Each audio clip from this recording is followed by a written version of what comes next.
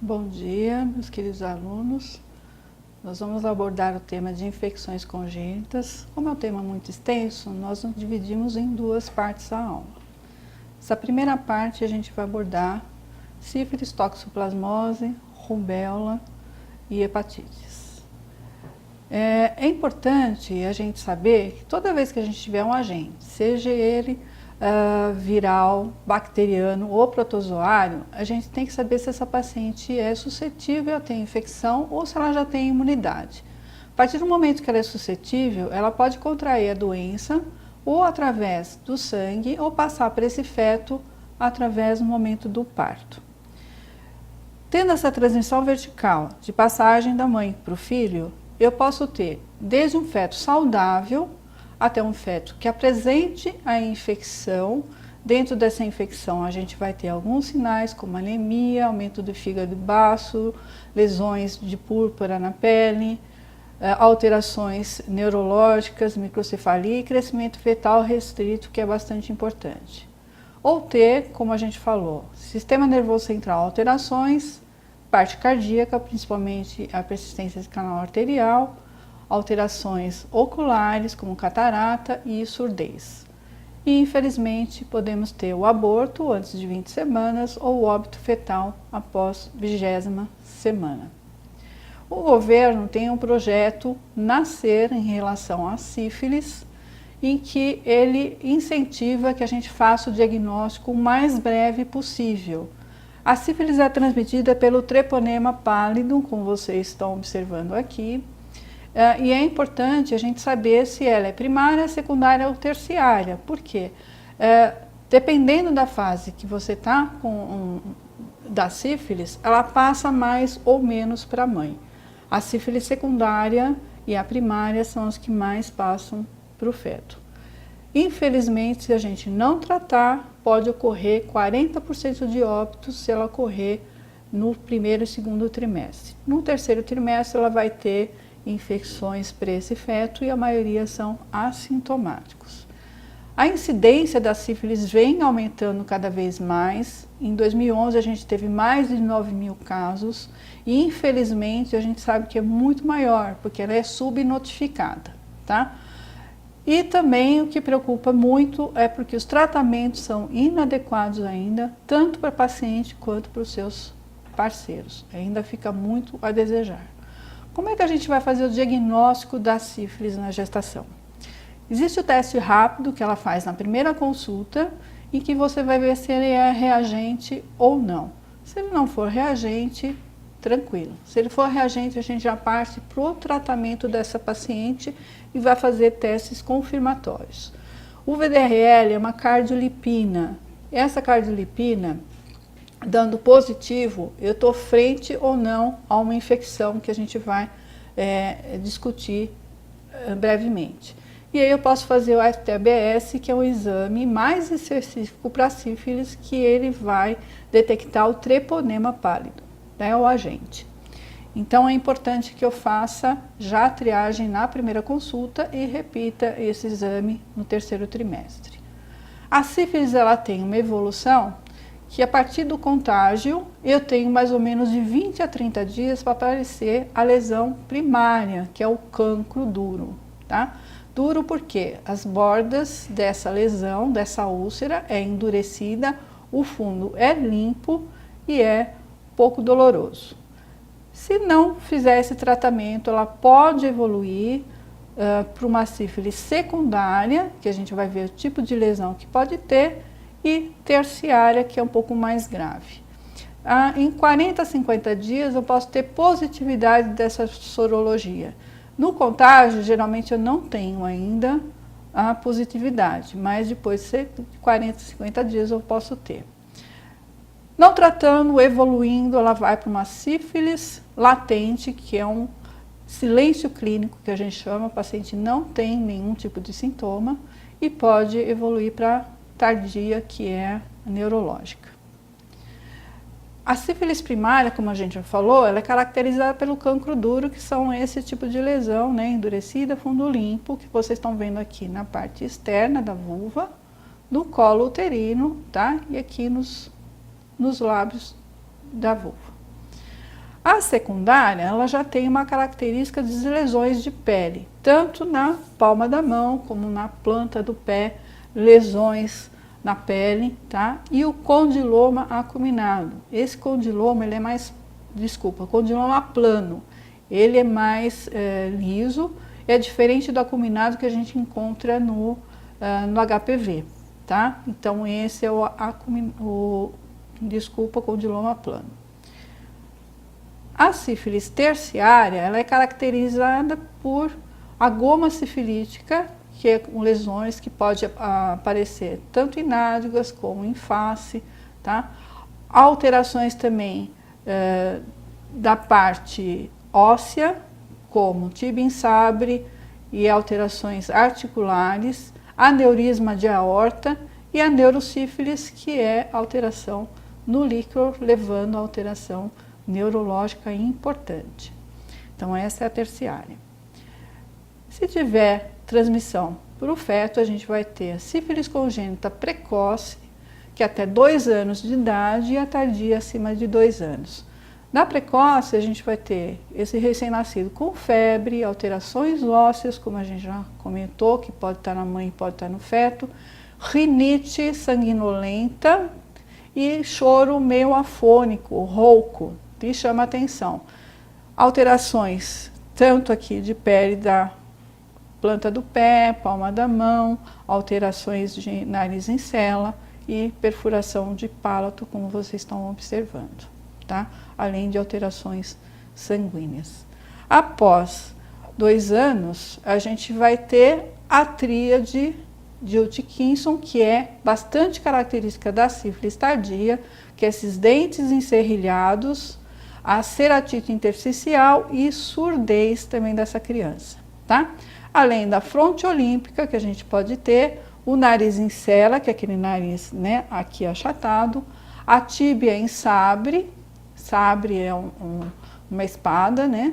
Então ela tem esse formato aqui, a perfuração do palato também e lesões de pele.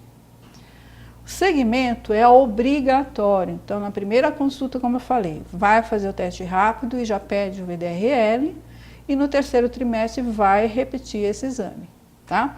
Na hora do parto também, e se ela tiver um abortamento, é obrigatório também pedir esse exame, que pode ser a causa do abortamento. Sempre pesquisar outras doenças sexualmente transmissíveis, porque uma doença sexual está sempre acompanhada de outra. Às vezes ela pode ter HIV associado, ela pode ter o HPV associado, enfim, outras doenças. Como é que eu vou interpretar o exame, o VDRL? Se ele for menor que 1/8, eu posso estar frente à cicatriz sorológica ou não. Então eu vou pedir o teste treponêmico, o teste treponêmico. Se ele der negativo, o que significa? Eu tenho uma cardiolipina, que é o VDRL positivo, não tem sífilis porque o treponema está negativo. Então eu tenho o quê? Provavelmente uma colagenose como doença dessa paciente, ou doenças reumatológicas, tá? Se ele for positivo, eu estou frente a uma sífilis. Será que ela já teve essa sífilis ou ela está tendo agora? Então eu vou tirar a história e o antecedente dessa paciente. Ela já teve? Ela tratou? Tratou adequadamente? É uma cicatriz sorológica. Ela não sabe informar e eu vou interpretar como sendo uma doença ativa. Tá? O Ministério da Saúde está recomendando que a gente trate todas as pacientes, mesmo com título baixo, devido ao aumento da incidência da sífilis no país. Se eu tiver um VDRL maior que 1/8 e um teste treponêmico positivo, de novo, uma história ignorada, eu vou tratar essa paciente sempre.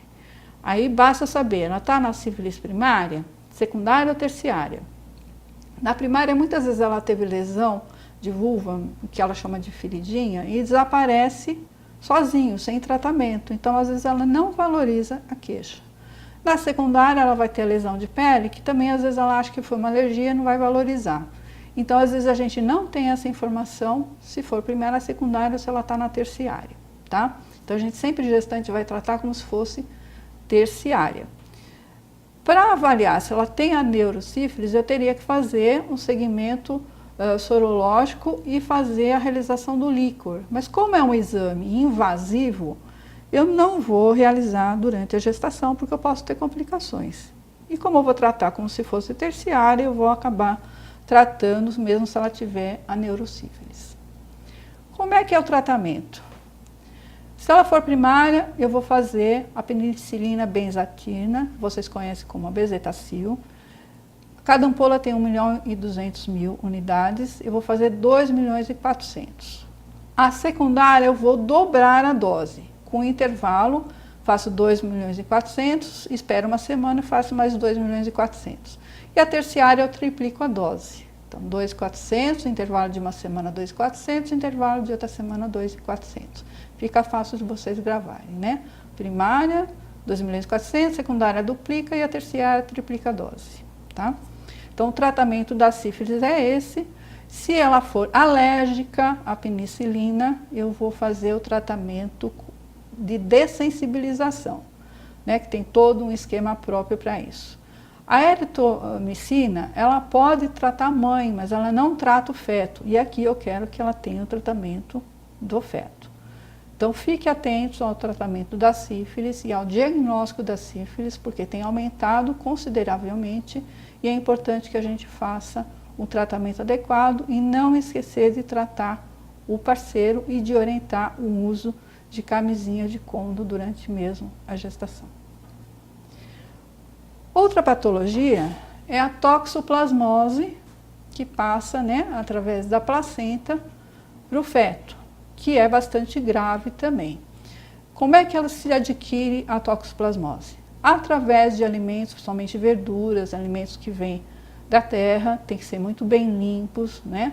A carne tem que ser bem passada, porque os animais transmitem essa doença, principalmente, né, os bovinos. A água tem que ser filtrada ou fervida e fezes de animais, principalmente o gato, que é o grande vilão, e pode estar transmitindo. Então, tomar cuidado. E pacientes que vão mexer na terra sempre usar luva de proteção para que não tenha chance de adquirir essa doença, tá? Essa doença, ela acaba passando pela placenta através dos oócitos, né? E pode levar a uma infecção aguda ou crônica. Como é que a gente vai saber se está frente a uma infecção aguda ou não? Tá? Através de alguns exames que a gente vai apresentar.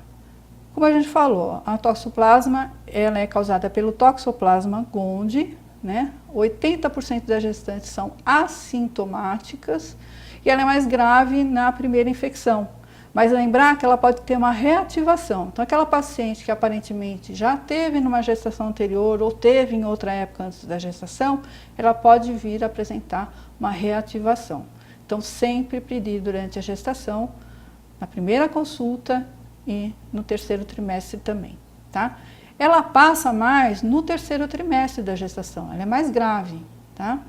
E mesmo fazendo o tratamento adequado, não garante que esse feto não vai ter comprometimento. 50% das vezes ele é acometido e 20% mais ou menos vai ter sequelas gravíssimas, tá? A maioria deles é assintomático, então não tem grandes, não apresenta logo de imediato grandes problemas.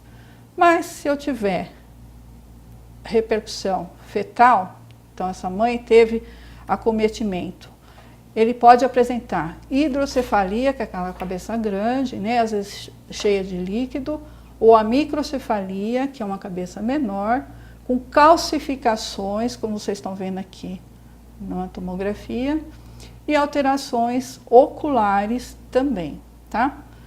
E logo em consequência um retardo mental. Manifestações mais tardias, além desse retardo, convulsões, paralisias e surdez também em 20% das vezes. Como que a gente vai fazer o diagnóstico e assistência a essa paciente? Bom, nós vamos fazer o teste de ELISA, que vai dosar o IgG e o IgM dessa paciente.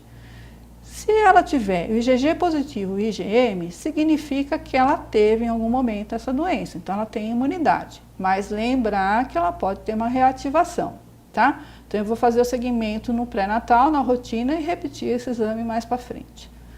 Se ela tiver o IgG e IgM negativo, ela é suscetível a ter essa doença. Então vale lembrar de orientar a alimentação, né? Não mexer na terra sem luva, cuidado com fezes de animais, tudo aquilo que a gente já falou no início. Então, essa orientação é válida e eu vou repetir esse exame entre 20 e 30 semanas da gestação.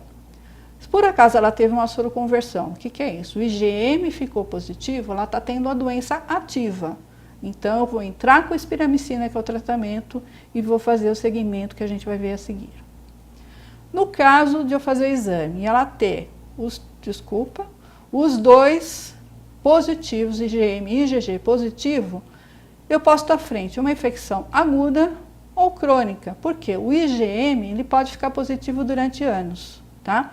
Então, como é que eu vou tirar a dúvida? Eu faço o teste de avidez, que vai avaliar o IgG e vai me dar se é uma infecção recente ou aguda. Em todo caso, eu já entro com a espiramicina até ter o resultado desses exames. Ainda, o que eu vou fazer? Teve essa soroconversão, que a gente falou, eu vou ter que investigar esse feto, ver se ele está acometido ou não. De que forma eu faço isso? Eu faço uma punção no abdômen da paciente, tiro o líquido amniótico, que a gente chama de amniocentese, por volta da 20ª semana, e vou pesquisar se tem o toxoplasma nesse líquido amniótico, tá? Que é a técnica de PCR. Se ele estiver infectado, vai mudar o tratamento. Além da espiramicina, a gente vai entrar com outras drogas. Se ele não tiver infectado, eu continuo com a espiramicina até o final da gestação. E vou fazer a investigação, depois que nasce, nesse RN. Como é que é o teste de avidez? O teste de avidez vai medir o IgG, tá? Para ver se é infecção recente ou tardia. Se ele tiver um resultado menor que 30, estou frente a uma infecção recente. Então, eu vou fazer o tratamento para essa infecção e cuidado com esse bebê através de ultrassom, eu vou avaliar se ele tem comprometimento ou não. Se tiver maior que 60%, provavelmente é uma infecção antiga, mas isso me dá uma segurança de 3 a 4 meses na época que ela engravidou com a época que ela fez o exame, tá? Então, se ela fez o exame no 3º mês da gestação, eu sei que foi uma infecção antiga. No caso do tratamento específico que esse feto está acometido, o que eu vou fazer? Eu vou alternar a espiramicina que ela já estava tomando, né? Faço 3 semanas e intercalo com essas 3 outras drogas, que é a pirimetamina, a sulfa e o ácido folínico, mais 3 semanas. E vou alternando, espiramicina e o grupo da pirimetamina, tá? De preferência, terminar o tratamento com a espiramicina. Por quê? A sulfa, ela aumenta a bilirrubina. E se tiver no final da gestação e esse feto nascer, com a ação da sulfa, ele pode ter kerníquero, que é a impregnação da bilirrubina no núcleo da base cerebral. E ele pode ter um comprometimento cerebral. Então, vale a pena a gente terminar com a espiramicina, tá? E ele pode dar uma anemia megaloblástica por consumo de ácido folínico. Então, eu tenho que repor isso. Então, toxoplasmose, atenção na dieta, na orientação de higiene, tá?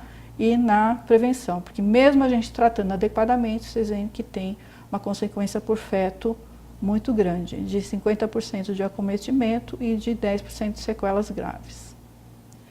Outra patologia é a rubéola, que é bastante interessante porque através de estudos da rubéola que começou todos esses estudos de infecções congênitas. Foi um oftalmologista chamado Greg que começou a perceber que as crianças recém-nascidas tinham alterações oftalmológicas graves e começou a estudar as mães e viram que grande parte dessas mães tiveram rubéola. E a partir daí começou a estudar a rubéola na gestação. O contato é através de secreções nasofaríngeas, né? Pode ter transmissão através de objetos contaminados, é mais raro, ou através de sangue também, mas é importante a gente saber que, assim, toda vez que a paciente tiver ou contato com rubéola, ou tomou vacina de rubéola, ou ela teve a doença rubéola, a gente tem que estar atento a saber que idade gestacional que ela estava. Se ela tiver, quanto mais precoce a idade gestacional, mais grave é o acometimento para esse feto e a chance dele ter a infecção. A partir de 18 semanas, esse acometimento cai para zero, o risco total para zero. Ele pode ter infecção, mas ele não vai ter sequelas nenhuma. Então, por isso que é importante saber a idade gestacional que essa paciente está, para eu poder tranquilizar ou não essa paciente. Se ela falar que ela tem uma gestação de 20 semanas e ela teve rubéola ou teve contato ou tomou vacina, não tem problema nenhum. Se ela tiver menos de 12 semanas, né, menos de 11, a gravidade é muito maior. O que pode acontecer com essa criança? Pode ter surdez, cegueira, catarata, como vocês estão vendo aqui, microcefalia, retardo mental, problemas cardiológicos. Então, nesse caso, é importante a gente fazer o eco fetal por volta da 26ª semana, em que eu vou detectar se ela tem alguma cardiopatia. A mais frequente é a persistência de canal arterial. Então, eu sou obrigada, nesses casos, a fazer o eco fetal. Lesões de pele, aumento de fígado, de baço, tá? E alterações ósseas também que a gente pode ter. Tem tratamento? Não, infelizmente não. A imunoglobulina parece que não dá bons resultados. Mas, além de eu pesquisar durante a gestação, né, e ver se essa paciente era imune ou não, se ela não for imune, se ela for suscetível, mesmo que ela não tenha tido a rubéola, eu vou orientar que ela faça vacinação pós-parto. É obrigatório que se faça isso, tá? A rubéola, graças a Deus, a incidência está cada vez melhor, porque as adolescentes já são vacinadas, então a maioria já tem imunidade e não tem grandes problemas, mas ainda é uma doença que assusta bastante.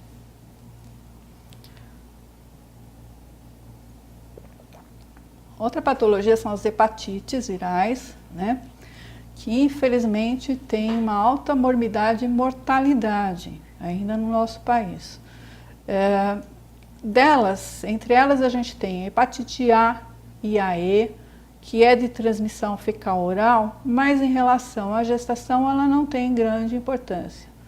Ela é mais autolimitada e não tem grandes repercussões para o feto. Contrário da hepatite B e C, que para o feto pode ter lesões mais graves. Não só para o feto, mas como para a própria paciente, né? Principalmente se ela já é portadora ou se ela adquirir a doença durante a gestação, principalmente no 3º trimestre, é muito mais grave. Com o tempo, isso pode levar a uma hepatite crônica, a cirrose e até uma incidência maior de carcinoma hepatocelular. Então, a gente tem que ter cuidado com essas pacientes e rastreá-las muito bem. A hepatite B já é de rotina. No pré-natal, a gente pedia sorologias, que é o HBsAg e o anti-HBC.